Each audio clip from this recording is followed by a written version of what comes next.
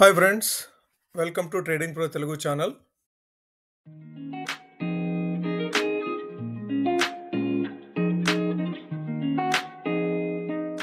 Good evening friends, welcome to post market analysis. ఈరోజు పాజిటివ్గా open అయిన మార్కెట్స్ ఆ పాజిటివ్ సెంటిమెంట్ని కంటిన్యూ చేస్తూ రోజంతా కూడాను స్ట్రాంగ్ పాజిటివ్ నోట్ తోటే ట్రేడ్ అవటం, అట్లానే క్లోజ్ అవటం కూడాను 0.71% పాజిటివ్గా క్లోజ్ అవుతూ 25,323 దగ్గర క్లోజ్ అవ్వడం జరిగింది. సెక్టార్ వైజ్గా చూడాలంటే అన్ని సెక్టార్స్ కూడాను ఈరోజు పాజిటివ్గా క్లోజ్ అయినాయి. రియాలిటీ, ఫైనాన్షియల్స్, మెటల్స్ ఈరోజు మార్కెట్ని లీడ్ చేసినాయి అని చెప్పుకోవచ్చు. ఇంత స్ట్రాంగ్గా అప్ సైడ్ మూవ్ అవడానికి ప్రధానంగా ఈ 3 సెక్టార్సే కాంట్రిబ్యూట్ చేసినాయి అని చెప్పుకోవచ్చు. బ్రాడర్ మార్కెట్లో కూడాను ఈరోజు కన్స్ట్రక్టివ్గా పాజిటివ్ సెంటిమెంట్ ఎమర్జ్ అయిందని చెప్పుకోవచ్చు. మిడ్ క్యాప్స్ కానివ్వండి, స్మాల్ క్యాప్స్ కానివ్వండి, హెల్దీ గెయిన్స్. ఈరోజు మన పోర్ట్ఫోలియోస్ కూడాను కళకళలాడినాయి. చాలా గ్రీన్గా అందరి పోర్ట్ఫోలియోస్ ఈరోజు గ్రీన్లో ఉండుంటాయి. సో ఓవరాల్గా మార్కెట్ బ్రెడ్త్ ఈరోజు కాస్త పాజిటివ్గా కంప్లీట్గా ఎండ్ టు ఎండ్ అన్ని సెక్టార్స్లో కూడా ఆ గ్రీన్ అనేది కనపడింది మనకి. గత రాత్రి యుఎస్ మార్కెట్స్ మిక్స్డ్గా క్లోజ్ అయినప్పటికీ కూడాను, అంటే డో జోన్స్ 202 పాయింట్లు పాజిటివ్గా క్లోజ్ అయితే నాస్డాక్ మాత్రము 170 పాయింట్లు నెగిటివ్గా క్లోజ్ అయింది. అంటే టెక్నికల్ ఇండెక్స్ ఏమో నెగిటివ్గా ఉంది. అదర్ ఇండస్ట్రియల్ సెక్టార్లో ఉన్న స్టాక్స్ మాత్రము డో జోన్స్లో కాస్త పాజిటివ్గా మూవ్ అవటం, క్లోజ్ అవటం చూసాము గత రాత్రి. అయితే మార్నింగ్ ఏది ఫ్యూచర్స్, డో జోన్స్ ఫ్యూచర్స్ కానీ నాస్డాక్ ఫ్యూచర్స్ కానీ కాస్త పాజిటివ్గా ట్రేడ్ అవుతామన్న ఈరోజు మార్నింగ్ నుంచి కూడాను. అట్లానే మీరు చూస్తే నిక్కీ జపాన్ ఇండెక్స్ నిన్న ఏదైతే నెగిటివ్గా క్లోజ్ అయిందో 2.5% నెగిటివ్గా క్లోజ్ అయిందో ఈరోజు మార్నింగ్ మాత్రము అది పాజిటివ్గా ఆల్మోస్ట్ 1.7% పాజిటివ్గా మూవ్ అవటం, హ్యాంగ్సంగ్ కూడా 1.84% పాజిటివ్గా మూవ్ అవటం. దాంతో మన మార్కెట్స్ ఏదైతే పాజిటివ్గా ఓపెన్ అయినాయో బ్యాంక్ నిఫ్టీ కానివ్వండి, బ్యాంక్ నిఫ్టీ అయితే అప్రాక్సిమేట్గా 303 పాయింట్స్ ఈరోజు పాజిటివ్గా క్లోజ్ అయింది. అట్లానే ఎఫ్ఎంసీజీ కూడాను, ఎఫ్ఎంసీజీ కానివ్వండి, ఐటీ కూడాను 186 పాయింట్స్ ఈరోజు పాజిటివ్గా క్లోజ్ అవటం.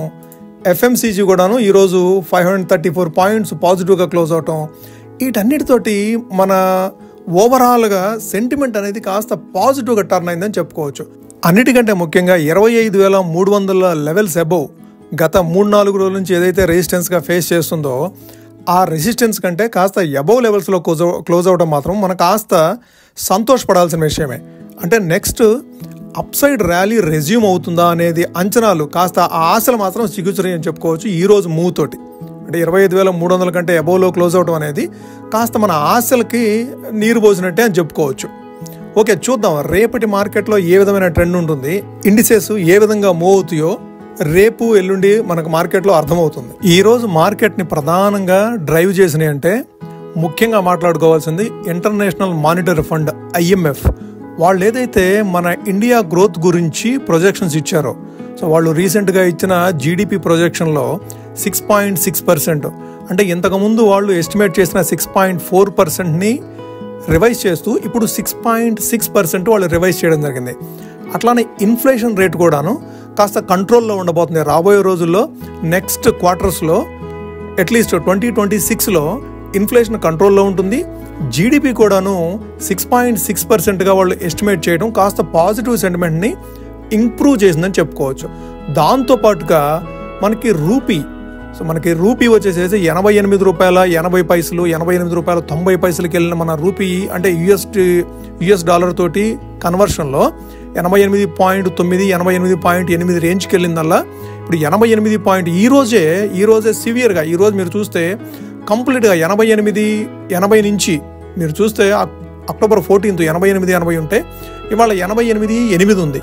సో ఆ డిప్ అవడం కూడాను అంటే స్ట్రెంగ్త్ అవడం కూడాను మన మార్కెట్స్కి బలం ఇచ్చిందని చెప్పుకోవచ్చు. ఈ 2 కారణాలే కాకుండా US చైనా ట్రేడ్ టెన్షన్స్ కూడాను కాస్త ఈజ్ అవుట్ అవుతున్నాయి. అంటే కాస్త ఇంతకు ముందు ఉన్నంతగా ఏది ట్రంప్ ట్వీట్ చేసినప్పుడు వచ్చినంత హై టెన్షన్స్ అనేవి లేవు. కాస్త ఆ టెన్షన్స్ కూడా ఈజ్ అవుట్ అవుతున్నాయి. రాబోయే రోజుల్లో అది కూడా సార్ట్ అవుట్ అవుతుంది అనే ఉద్దేశం మీద ఈరోజు మన మార్కెట్స్ కాస్త బలంగా క్లోజ్ అవ్వడం చూసాం మనం. వీటన్నిటితోటి మన ఇండియా స్టాక్ మార్కెట్స్ పెరగటంతో మన ఇండియా విక్స్ కూడాను, నిఫ్టీ విక్స్ కూడాను ఆల్మోస్ట్ 5.6% ఈరోజు డౌన్ అయింది. 10.53కి వచ్చింది. ఇంతకుముందు 11.8 to 11.9కి వెళ్ళిన గత 2 రోజుల నుంచి 11.8 to 11.9లో ఉన్న ఈ విక్స్, ఇండియా విక్స్ అనేది ఇప్పుడు 10.53కి వచ్చింది. ఇది కూడాను కాస్త సెంటిమెంట్ని కాస్త పాజిటివ్గా టర్న్ చేసిందని చెప్పుకోవచ్చు. ఓవరాల్గా మన మార్కెట్స్ ఇప్పటికైతే ప్రస్తుతానికి కాస్త పాజిటివ్ ట్రిగ్గర్స్లోనే మన లోకల్ ఫ్యాక్టర్స్, మెయిన్గా జీడిపి గ్రోత్ అనేది Q1లో 7.8%గా రావటం, అట్లానే ఇప్పుడు మనకి రిజల్ట్ సీజన్ స్టార్ట్ అయింది. రిజల్ట్ సీజన్లో డిసప్పాయింట్మెంట్స్ తక్కువ ఉన్నాయి. అంటే ఎగ్జైట్మెంట్స్ లేకపోయినా సరే అనుకున్న దానికంటే మరీ వీక్గా పోస్ట్ చేసిన రిజల్ట్స్ ఏమీ లేవు. సో ఓవరాల్గా ఆన్ పార్ రిజల్ట్సే ఇప్పటి వరకు పోస్ట్ చేస్తూ ఉన్నారు. అది ముఖ్యంగా ఈ రిజల్ట్ సీజన్లో వచ్చిన ఈ పాజిటివ్ సెంటిమెంట్ కూడాను మన మార్కెట్స్ని ఈరోజు బయంట్గా కాస్త పాజిటివ్ సైడ్ మూవ్ చేసిందని చెప్పుకోవచ్చు. ఓవరాల్గా మార్కెట్లో ఏం జరిగింది, ఈరోజు ట్రేడింగ్ సెషన్లో ఏం జరిగింది అనేది డిస్కస్ చేస్తాం మనము. అదే రేపటి ట్రేడింగ్ సెషన్ కోసము ఎటువంటి లెవెల్స్ని మనం అబ్జర్వ్ చేయాలి. సో మనం చార్ట్ చూస్తూ ఏ లెవెల్స్ని అబ్జర్వ్ చేయాలో ఒకసారి ఐడెంటిఫై చేసే ప్రయత్నం చేద్దాము. ఈరోజు చూస్తే నిన్న ఏదైతే engulfing candle, so bearish engulfing candle వచ్చిందో దాన్ని ఓవర్ రైట్ చేస్తూ ఈరోజు నిన్నటి హై వచ్చేసేసి 25,310, ఈరోజు క్లోజింగ్గా 25,323 ఉండింది. అంటే నిన్నటి హై కంటే కూడా అబోలో క్లోజ్ అయింది.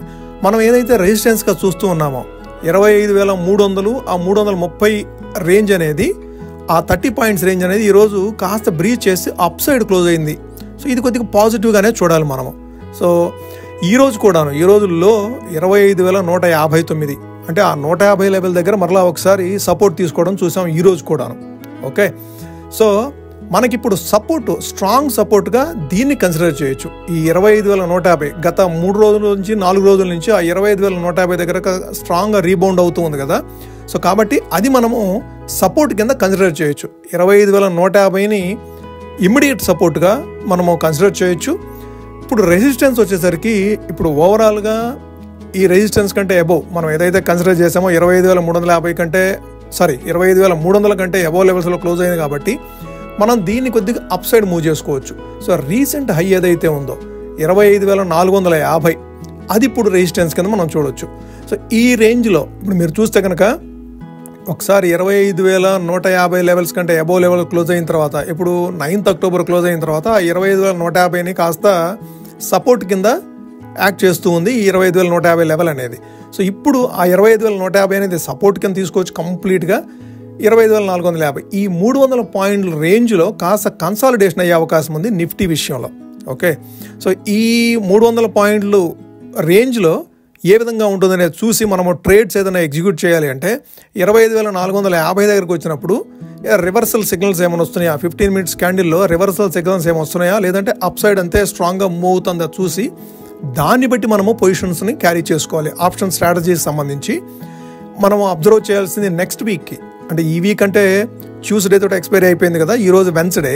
సో నెక్స్ట్ ట్యూస్డేకి మనము చూసుకోవాల్సిన levels 25,450 up side, 25,000 lower side. Okay, ఈ 25,000 అనేది మనకు కాస్త స్ట్రాంగ్ సపోర్ట్ కింద ఉండే అవకాశం ఉంది. సో ఈ 2 లెవెల్స్ మధ్యలో నెక్స్ట్ వీక్ మొత్తము ట్రేడ్ అయ్యే అవకాశం ఉంది. ఇది 25,020 మనం స్పెసిఫిక్గా చూడాలంటే 25,020, 25,000 మనం సైకలాజికల్ లెవెల్ 25,000 అండ్ 25,450 ఈ రేంజ్ అప్ సైడ్ మూవ్ అయినప్పుడేమో మీరు కాల్స్ని స్లోగా గ్రాడ్యువల్గా అప్పర్ సైడ్ 25,800, 25,900 కాల్స్ని సెల్ చేసుకుంటూ, అదే లోయర్ సైడ్ 25,000, 25,100 ఆ లెవెల్కి వచ్చినప్పుడు మీరు 24,600, 24,700 అట్లీస్ట్ మనం మార్జిన్ ఉంచుకోవాలి. ఒక 300-400 పాయింట్స్, 1-1.5%.